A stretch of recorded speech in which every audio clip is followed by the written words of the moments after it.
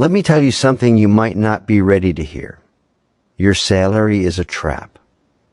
It's a beautifully designed, socially approved cage that is systematically preventing you from ever building real wealth or achieving genuine financial freedom. You wake up, you trade your most precious, non-renewable resource, your time, for a fixed number on a spreadsheet, and you do it for 30, 40, maybe 50 years, hoping that a 3% annual raise will be enough to outpace inflation. Your dreams and the creeping fear that one missed paycheck could unravel everything. We have been sold a story, a grand narrative that goes like this: get good grades, get into a good college, land a good job with a good salary, work hard for promotions, save diligently, retire at 65, and then only then can you finally start living. But what if that story is not just outdated, but fundamentally flawed? What if the very system you are relying on for security is the single biggest obstacle to your prosperity?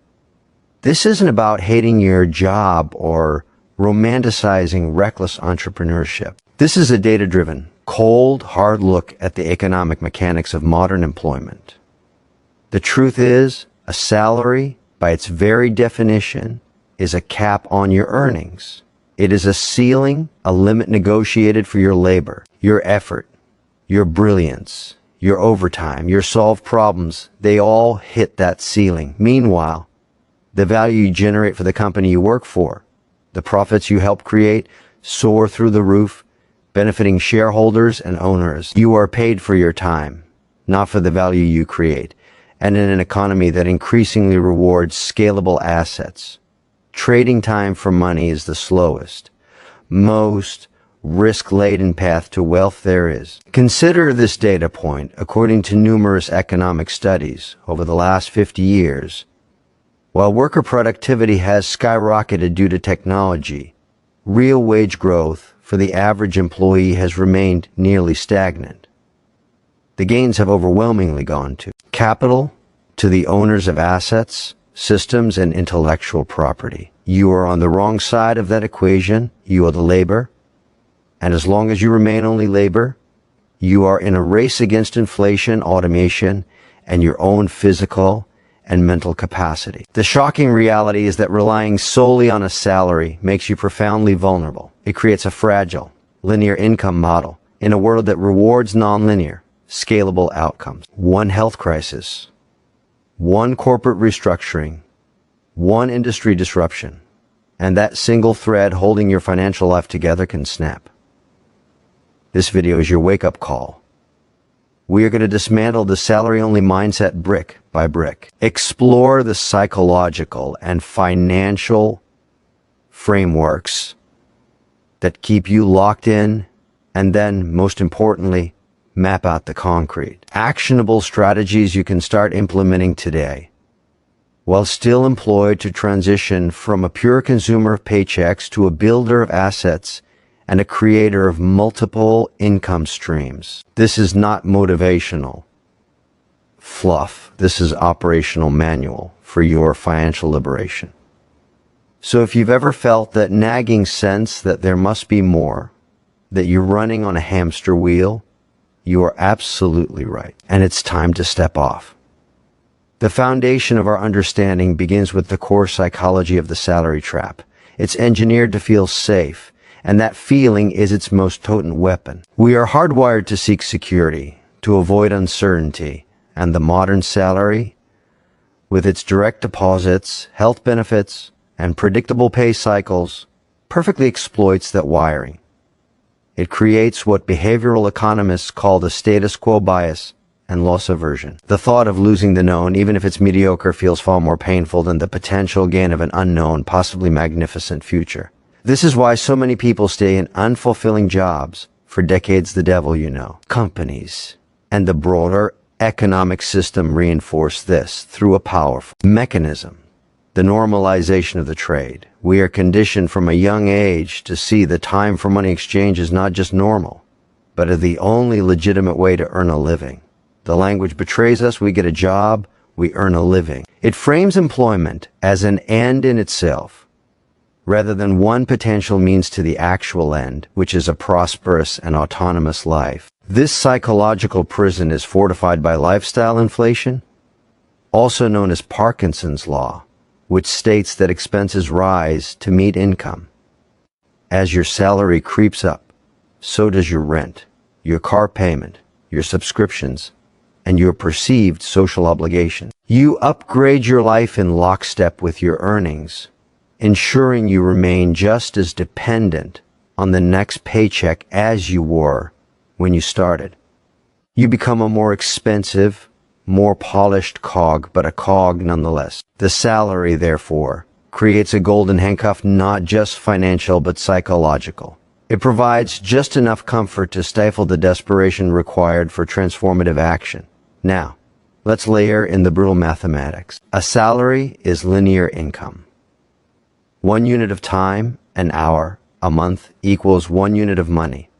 There are only 24 hours in a day, and you can only physically and mentally work a fraction of them. Your income is therefore capped by human biology. Even if you command a high hourly rate as a lawyer or consultant, if you stop working, your income stops. This linear model stands in direct opposition to the exponential curves of wealth building. Wealth is not built through addition, salary. It's built through multiplication, assets. An asset is something that puts money in your pocket whether you work or not. It could be a piece of intellectual property you created once, like a book, a song, or an online course that sells repeatedly. It could be a business system that operates with a team. It could be financial investments that compound over time. The goal is to shift your focus from active income to passive or residual income. The data is unequivocal here. Look at any wealth study, from Thomas Stanley's The Millionaire Next Door to modern analysis of the FIRE, financial independence, retire early, movement. The common thread is not high salaries, but high savings rates invested into income-producing assets. Many millionaires have modest salaries, but consistently live below their means and channel the difference into assets that grow independently. Your salary should be viewed not as the destination, but as the initial fuel, the capital you use to purchase your freedom. Its primary purpose is to fund your asset acquisition journey. Every dollar you earn should be strategically allocated, a portion for necessary expenses, a critical portion for emergency security, and a non-negotiable portion for investing in assets, whether that's buying index funds, create digital products, or acquiring a small piece of a cash-flowing business. The mental shift is from how can I earn a higher salary to how can I convert this salary into assets that generate other income.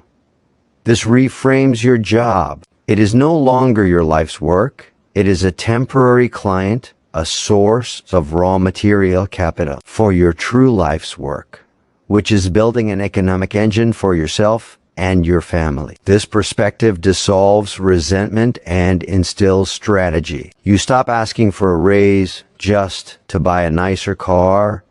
You start seeking capital to buy a piece of your future. Understanding the why is only half the battle. The critical question is how. How do you begin the transition from a salary-dependent individual to an asset builder? Especially when you have limited time and energy after your job, the first, non-negotiable step is mastering your personal finances with military discipline. You cannot build an empire on a foundation of debt and monthly financial chaos. This means creating a zero-based budget where every dollar has a mission. Tools and methods are plentiful. The 50/30ths, 20 rule, zero-sum budgeting apps, but the principle is universal. You must know exactly where your money is going. The immediate goal is to carve out what I call seed capital. This is the money you will use to plant your first asset seeds. For most people, this starts with ruthlessly eliminating high-interest consumer debt, which is an anti-asset, a hole in your pocket that sucks money out. Next, you build a liquid emergency fund, typically 3 to 6 months of expenses. This is your psychological safety net, your jump fund that allows you to make clear-headed decisions without the panic of immediate scarcity. It replaces the false security of the paycheck with real, tangible security you control. Once this foundation is solid, the real work begins, systematically diverting a percentage of your income. Aim for 20%.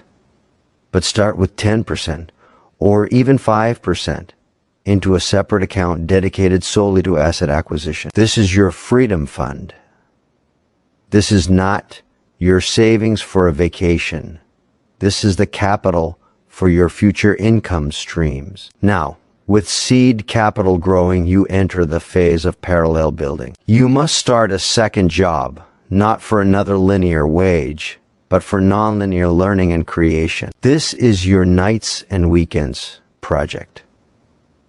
The objective here is not immediate massive profit. It is to develop a skill, create a product, or explore a market that has the potential to scale. The digital age has demolished the barriers to entry for asset creation. You can learn to code, write, design, film, or trade skills on platforms like Coursera, YouTube, or Skillshare, often for free. Your goal is to transition from a pure consumer of information to a producer of value. Start by identifying a problem you can solve or a niche you are passionate about. Then use your evenings to build a micro asset. This could be starting a niche blog or YouTube channel focused on something you know, not for ad revenue initially, but to build an audience. An audience itself is a digital asset. It could be creating digital templates for resumes, Canva designs, Notion planners, and selling them on Etsy or Gumroad. It could be offering a highly specialized freelance service on Upwork or Fiverr, not to become a perpetual freelancer, which is still trading time for money, but to understand a market so well that you can productize that service into a course or a software tool. The key insight from countless success stories is to start small, start now, and be consistent. Create a minimum viable product, MVP. Put it out into the world. Get feedback. Iterate. This process does several things simultaneously. It builds skills no salary can give you: marketing, sales, product development. It creates a small income stream that proves the concept. And, most importantly, it rewires your identity from employee to creator or owner. You begin to see the world through the lens of systems and leverage. You start asking, how can this task be automated or systematized? How can this one effort be replicated 1,000 times? This is the owner's mindset. While your colleagues are complaining about the boss, you are quietly building your own ship, plank by plank, in the harbor. Your salary job funds the lumberyard, and your nightly work is the shipbuilding. As your parallel project gains traction, the next evolutionary phase is the strategic leverage of systems and other people's time, money, and effort. This is where you move from being a solo practitioner to a true asset architect. The first and most accessible form of leverage is capital leverage, using money to make money. This is the realm of investing,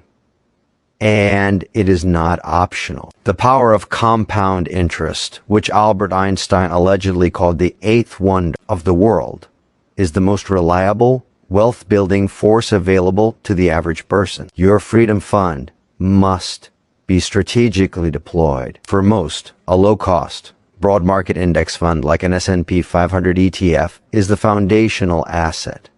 It provides ownership in hundreds of companies, harnessing the growth of the entire economy. You are no longer just an employee of one company. You are a part owner of many. This is a critical mental shift.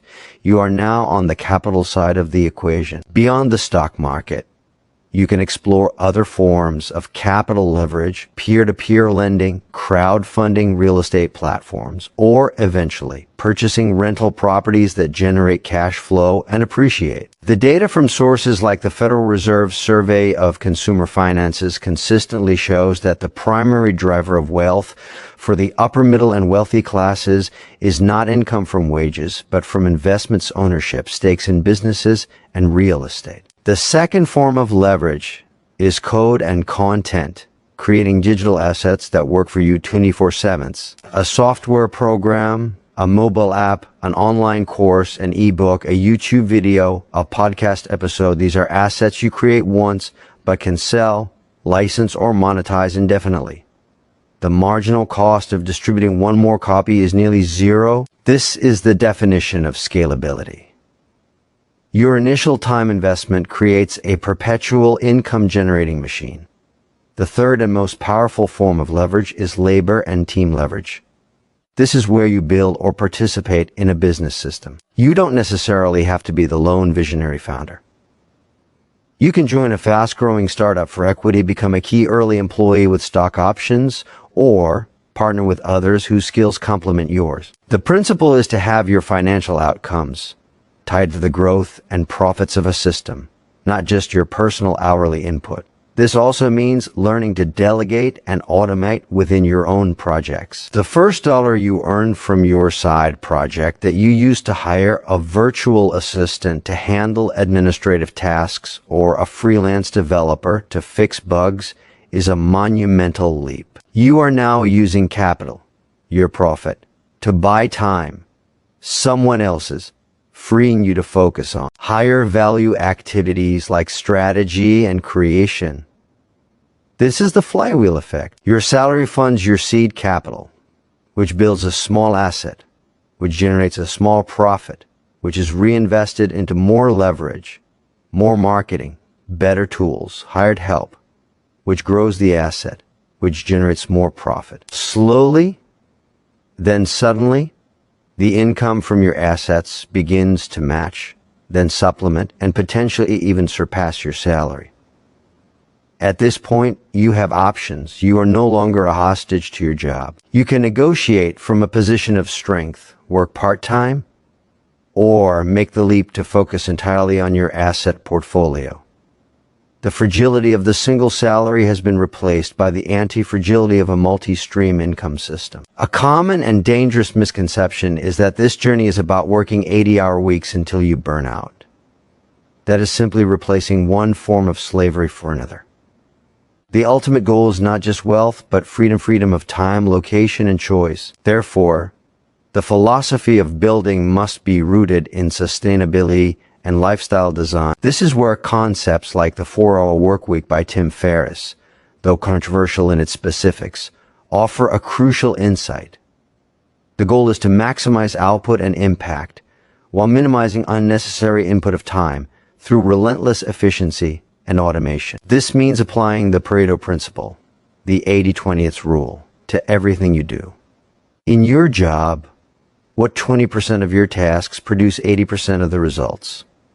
Focus relentlessly on those and seek to automate or eliminate the rest. In your side projects, what one channel brings in most of your customers? What one type of content drives most of your traffic? Double down on that. It also means redefining work. Work is not a place you go or hours you log. It is a set of valuable problems you solve. When you detach income from time, you can design your days around energy and creativity, not around a clock. You can take a Wednesday afternoon off to hike if you're feeling stuck, knowing your assets are still working. This is the true payoff. Furthermore, this path requires a profound shift in your relationship with consumption and identity. Our consumer culture ties our sense of worth to what we buy: the car, the watch, the luxury vacation posted on Instagram. The asset builder's mindset ties worth to what they own and control: the equity, the intellectual property, the investment portfolio. It's a delayed gratification mentality. It's choosing to drive a modest car for a few more years so you can own a rental property that pays for all your cars in the future. This isn't about deprivation. It's about strategic allocation of capital, for maximum long-term happiness and security. It's understanding that the flashy lifestyle of the high-salaried employee is often a mask for deep financial insecurity, while the quietly wealthy asset builder has true peace of mind. Your social circle may shift. You may find yourself seeking out other builders, creators, and investors people who talk about ideas, markets, and systems, not just office politics and the latest Netflix series. This community becomes a source of knowledge, accountability, and opportunity. Finally, embrace the reality that this is a marathon, not a sprint. There will be setbacks. A side project might fail. An investment might lose value. This is not a signal to quit. It is data. The salary trap offers the illusion of a smooth, predictable path that ultimately leads to a cliff of irrelevance and dependency in later life. The asset builder's path is bumpy, uncertain, and requires constant learning, but it leads to a landscape of increasing control, optionality, and resilience. You are building a tree that will bear fruit for decades, not just picking up apples from a single, vulnerable branch owned by someone else. The journey itself is empowering, as each small win reinforces your identity as someone who creates value and owns their future. Let's bring this all together into a clear, actionable blueprint. Your mission, starting today, is to execute a 5-phase plan while still collecting your salary. Phase 1, Financial Fortress. This month, open a separate high-yield savings account and label it Freedom Fund. Set up an automatic transfer of 5% of your post-tax income to go there the day after you get paid. Track every expense for 30 days to identify one recurring subscription or habit you can eliminate and redirect that cash to your fund. Phase 2, Skill Arsenal. In the next 90 days, dedicate 1 hour every evening, Monday through Thursday, to learning a scalable skill. Choose one: copywriting, video editing, web development, digital marketing, or content creation. Use free resources. Build a tiny project, a one-page website, a sample sales page, a short explainer video to prove your learning. Phase 3, Micro Asset Launch. Within 6 months, use your seed capital and new skills to create and launch a simple digital product for less than $100. This could be a PDF guide, a preset pack, a template, or a short tutorial series. Price it at $10 to $20. Your goal is not to get rich, but to make your first dollar online from an asset you own. This psychological victory is worth more than 1,000 theories. Phase 4, Systematic Leverage. In year 1, take the profits from your micro asset and reinvest them. Hire a freelancer on Fiverr to improve the design. Spend $50 on targeted Facebook or Instagram ads to reach an audience. Use the profits to make your first investment in a low-cost index fund through a platform like Vanguard or Charles Schwab. You are now a business owner and an investor. Phase 5, Portfolio Expansion. By year 2, your goal is to have at least 3 distinct income streams: your salary, which you now view as client revenue, your digital asset income, and your investment income. You are now systematically